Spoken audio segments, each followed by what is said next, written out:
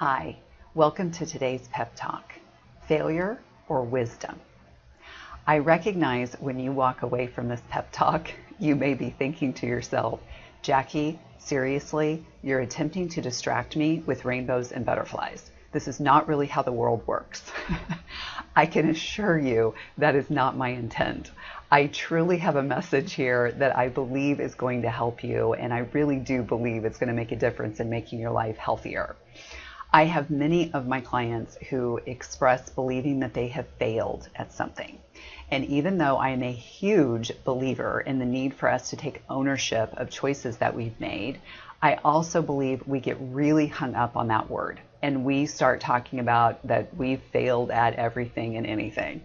And I think it's really important to step back and think about the fact when an event doesn't go the way you had hoped it would go, that doesn't mean it's a failure. And that typically means that you've actually gleaned some wisdom from the event. Usually when things don't go the way that we wanted or hoped for them to go, usually we've grown in some way and we've learned something. And I think it's really important that we focus more on that than focusing on what we consider a failure.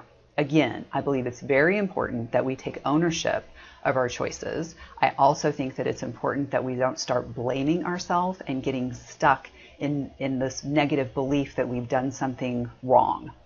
And that's where I see people struggling and suffering, is they get stuck in the past and they're focused on something that they've done and they keep going over it and focusing on, I did this and this wasn't healthy and it's really hindered me.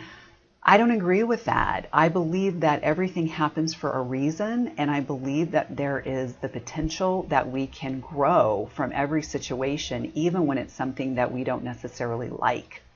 And this may sound very familiar from the other pep talk that this happened for me, not to me.